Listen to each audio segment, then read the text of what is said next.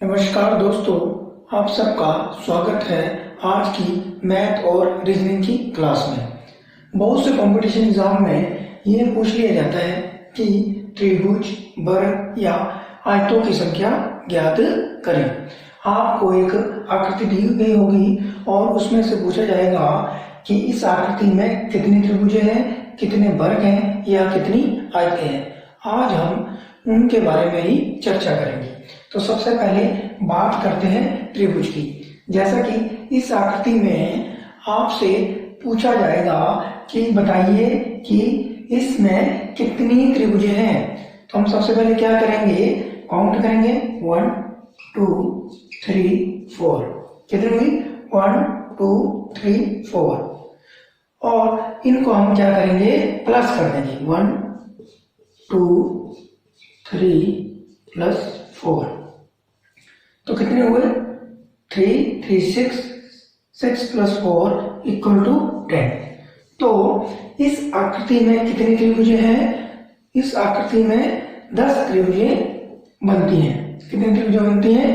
10 त्रिभुजें बनती हैं। अब इस क्वेश्चन को हम और थोड़ा कॉम्प्लिकेटेड तरीके से जानेंगे।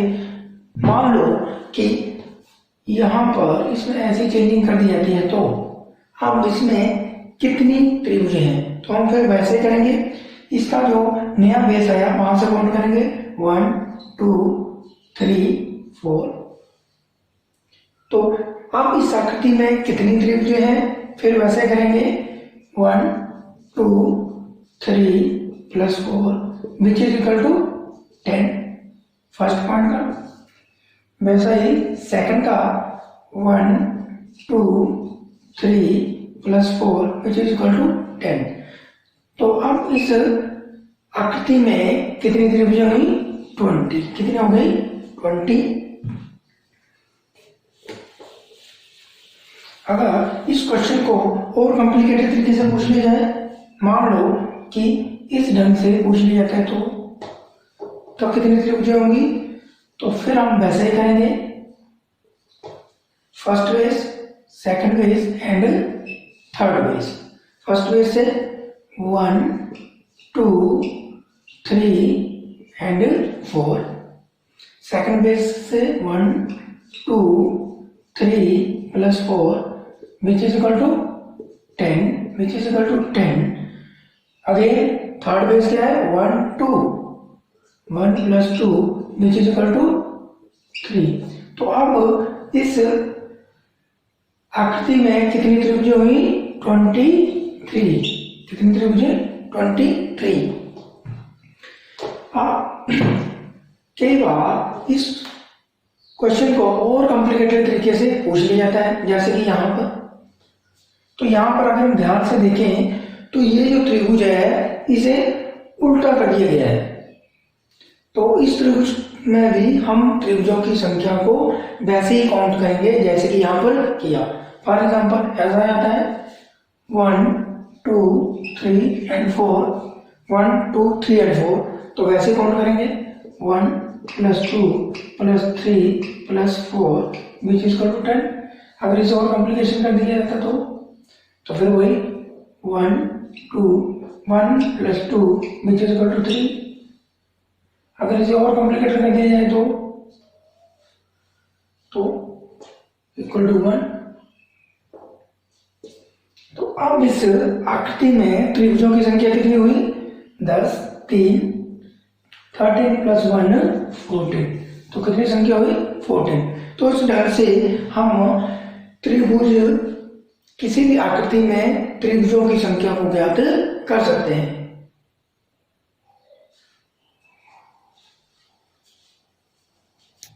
नेक्स्ट हमारे पास त्रिभुज की आकृति इस प्रकार की भी आ सकती है, जिसमें कि एक त्रिभुज के अंदर दूसरी, दूसरे के अंदर तीसरी और तीसरी के अंदर चौथी त्रिभुज दी गई हो सकती है। और हमसे पूछा जाएगा कि त्रिभुज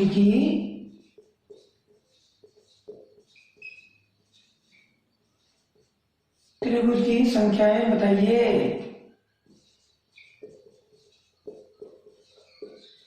तो हम बहुत ही सिंपल गए से इसे कैलकुलेट कर सकते हैं। इसके लिए हम फार्मूला यूज करते हैं 4 इंटू एन माइनस 3। यहाँ पर 4 नंबर रहेगा और जो n है वो नंबर ऑफ ट्रायंगल। जैसे कि इस केस में ये फर्स्ट ट्रायंगल है, ये सेकंड है, ये थर्ड है और ये फोर्थ। तो कितने ट्रायंगल है यहाँ पर? Total 4 triangle. तो हम मल्टीप्लाई कितने से करेंगे? 4 से, और लेस कर देंगे 3 से। तो कितना हुआ? 16 माइनस 3। तो टोटल कितने ट्रायंगल हुए? 13। तो हमारा आंसर क्या हुआ? 13 ट्रायंगल्स। तो टोटल ये कितने ट्रायंगल है? इसमें टोटल कितने ट्रायंगल है? 13। जो नेक्स्ट है वो हमारे पास इस प्रकार की त्रिभुज भी आ सकती है और हमसे पूछा जा सकता है कि इसमें त्रिभुजों की संख्या बताइए। त्रिभुजों की संख्या।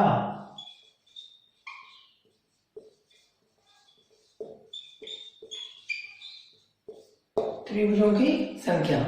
तो इसमें सबसे पहले हम क्या करेंगे? इन त्रिभुजों के साइड कॉर्नर को काउंट करेंगे। जैसे कि यहाँ पे कितना? 1 2 3 4। तो 4 ही त्रिभुज इस तरफ है, 4 ही त्रिभुज इस तरफ 1 2 3 4, और 4 ही त्रिभुज इस तरफ है 1 2 3 4। तो हम क्या करेंगे? जितनी त्रिभुजों की संख्या है उसे लिखेंगे। जैसे कि 1 2 3 एंड 4। क्या करेंगे? 1 2 3 एंड 4। फिर उसके बाद हम यहां से स्टार्ट करेंगे 1 से। 1 और 1 को 2 में प्लस कर देंगे, और जो आएगा वो हमारा नेक्स्ट नंबर आएगा 3। 3 में फिर 3 को प्लस कर देंगे, नंबर आ जाएगा 6। और 6 में को 4 में प्लस कर देंगे और नंबर आ जाएगा 10। कितना आ गया? 10। तो टोटल कितनी त्रिभुजें बनी? इन्हें प्लस कर देंगे 4 6 10 10 10 20। बट ये हमारा आंसर नहीं है। इसके आगे एक स्टेप हम और चलते हैं। ये स्टेप 1 है, ये स्टेप 2। स्टेप 2 में जाएंगे। तो स्टेप 2 में हम क्या करते हैं कि जो यहां पर हमारा 1 आया इसे काउंट कर लेते हैं, ये काउंट होगा। लेकिन इसके सामने थर्ड है, इसे हम काउंट नहीं करेंगे। उसके बाद 6 है, इसे काउंट करेंगे। और नेक्स्ट जो 10 है इसे काउंट नहीं करेंगे। तो टोटल सेकंड स्टेप में कितनी त्रिभुजें आई? 6 + 1 7। टोटल मिलाकर कितने हो गए? 27। जैसे कि हमारे सामने ये एक वर्ग दिया गया है तथा जब हम इसे ध्यान से देखते हैं तो इसमें 1 2 3 4 इस तरफ भी 4 वर्ग हैं और इस तरफ भी 4 वर्ग हैं, 1 2 3 और 4। तथा हमसे पूछा जाता है कि आप इस आकृति में वर्गों की संख्या बताइए। इस तरफ भी 1 2 3 4 वर्ग है, इस तरफ भी 1 2 3 4 वर्ग है। तो जब इस प्रकार का वर्ग हमारे पास आता है जिसमें रो और कॉलम दोनों बराबर होते हैं, तब हम क्या करते हैं? इनमें जो कॉमन फैक्टर है उन्हें लेकर चलते हैं। जैसे कि इनमें कॉमन फैक्टर क्या है? 1 2 3 एंड 4। तो उसे लिख देंगे 1 2 3 एंड 4। कितना लिखेंगे? 1 2 3 एंड 4। फिर हम क्या करेंगे?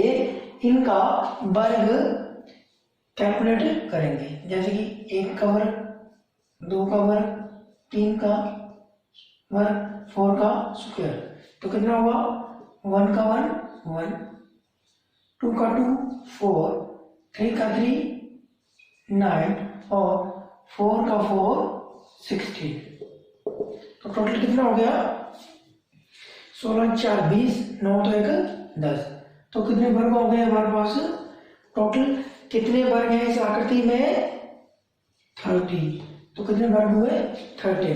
तो इसी ढंग से हम एक ऐसा वर्ग जिसमें कि रो और कॉलम बराबर हो, उसमें उस आकृति में हम वर्गों की संख्या ज्ञात। नेक्स्ट जो हमारे पास वर्ग इस प्रकार का भी आ सकता है। जो हमने जिस वर्ग के बारे में पहले चर्चा की वो था सिमेट्रिक, लेकिन ये जो वर्ग की आकृति है ये नॉन सिमेट्रिक है, अर्थात इसमें रो और कॉलम दोनों ही अलग अलग है। जैसे कि 1 2 3 4 5 6 और इसमें 1 2 3। तो नॉन सिमेट्रिक स्क्वायर में हम वर्गों की संख्या कैसे ज्ञात करेंगे? तो इसके लिए हम सबसे पहले क्या करेंगे, जो इस तरफ का लास्ट का अंक है और जो इस तरफ का लास्ट का अंक है दोनों को लेंगे। इस तरफ का लास्ट का अंक कितना है? 6, इसे ले लेंगे, और इस तरफ का लास्ट का अंक कितना है? 3, इन्हें ले लेंगे। दोनों को मल्टीप्लाई कर देंगे, कितना आ गया? 18। और इसी स्टेप को आगे बढ़ाते जाएंगे। 5 से कम क्या होता है? 5, तो यहाँ 5 लिख देंगे, और यहाँ पर 3 से कम क्या है? 2, और यहाँ 5 से कम क्या है? 4, और यहाँ पर 2 से कम क्या है? 1। तो हम इसी प्रोसेस को तब तक लेके जाएंगे जब तक कि 1 नहीं आ जाता। जहाँ पर 1 आ जाता है वहां पर हम रुक जाते हैं। अब हम कैलकुलेशन करके देखते हैं। 5 × 2 10, 4 × 1 4। तो इस नॉन सिमेट्रिक स्क्वायर में वर्गों की संख्या कितनी हुई? 28, 18 + 10 28 + 4 32। तो इसमें कितने स्क्वायर हैं? 32। तो नॉन सिमेट्रिक जब भी हमारे पास स्क्वायर आता है तो उसमें वर्गों की कैलकुलेशन हम इस ढंग से करते हैं। अब हम बात करेंगे कि आयतों में आयतों की संख्या कैसे ज्ञात करें। जैसे कि ये आकृति हमारे पास दी गई है और हमसे पूछा जाता है कि इस आकृति में आयतों की संख्या ज्ञात करो। आयतों की संख्या, तो जो भी सिमेट्रिक आयत होती है उसमें आयतों की संख्या कैसे ज्ञात करेंगे? सबसे पहले हम इन्हें काउंट करेंगे। 1 2 3 4 1 2 3 4। तो हमने देखा कि इसमें रो और कॉलम्स दोनों की संख्या कितनी है? 4 है। तब हम क्या करेंगे, इन्हें लिखेंगे 1 + 2 + 3 + 4। तो कितने हो गए? 3 3 6 और 6 + 4 विच इज इक्वल टू 10। ये साइड ए, ये साइड बी। ये साइड क्या हो गई? अब हम लेंगे बी साइड का। बी साइड में कितने हैं? 1 + 2 + 3 + 4 विच इज इक्वल टू 10। और आयतों की संख्या कैसे आएगी? वो आएगी a + b। तो a कितना हमारे पास? 10 × 10। तो कितना हुआ? 100। तो हमारा आंसर क्या होगा? 100। तो एक सिमेट्रिक जो रेक्टेंगल है उसमें आयतों की संख्या ज्ञात करने के लिए हम इस फार्मूले का प्रयोग करते हैं तथा आयतों की संख्या को ज्ञात कर पाते हैं। नेक्स्ट है हमारे पास नॉन सिमेट्रिक रेक्टेंगल।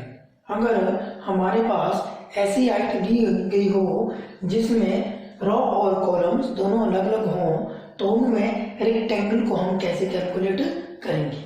तो इसके लिए भी सेम वही प्रोसेस है। चलो इसे करके देखें। जैसे कि 1 2 3 1 2। तो इसमें भी हम वही प्रोसेस अप्लाई करेंगे जो कि सिमेट्रिक रेक्टेंगल के केस में हमने अप्लाई की थी। Side A, side B. Side A is equal to 1 + 2 + 3 = 6। साइड B is equal to 1 + 2 which is equal to 3. Then number of rectangles, rectangle का number is equal to A × B, 6 × 3। तो total कितने rectangle होंगे? 18। तो non symmetric rectangle में rectangle की संख्या इस ढंग से हम कैलकुलेशन करेंगे। तो इस केस में रेक्टेंगलों की संख्या कितनी है? 18। कितनी है? नेक्स्ट है हमारे पास कि हमारे पास ऐसी आकृति आती है जो कि स्टार के शेप की है, तो उसमें हम रेक्टेंगल कैसे कैलकुलेट करेंगे? तो उसके लिए सबसे पहले हम कैलकुलेट करेंगे कि स्मॉल रेक्टेंगल कितने बने हुए हैं। कितने बने हुए हैं? 1 2 3 4 एंड 5। तो जो स्मॉल रेक्टेंगल है वो कितने हैं? 5। और जो मेन रेक्टेंगल है उन्हें काउंट करेंगे। तो जो मेन रेक्टेंगल हम देख रहे हैं यहाँ पर कितने बने हैं? एक आ गया, एक, और दूसरा ये इस शेप में बन गया कितने? 2। तो इन दोनों को आपसे मल्टीप्लाई कर देंगे तो कितना आएगा? 10। तो कितने रेक्टेंगल हैं इस आकृति में? 10। हम ऐसे भी याद रख सकते हैं कि स्टार के शेप का जो भी रेक्टेंगल होता है उसमें हमेशा 10 ट्रायंगल ही होते हैं। कितने ट्रायंगल होते हैं? हमेशा 10 ट्रायंगल्स।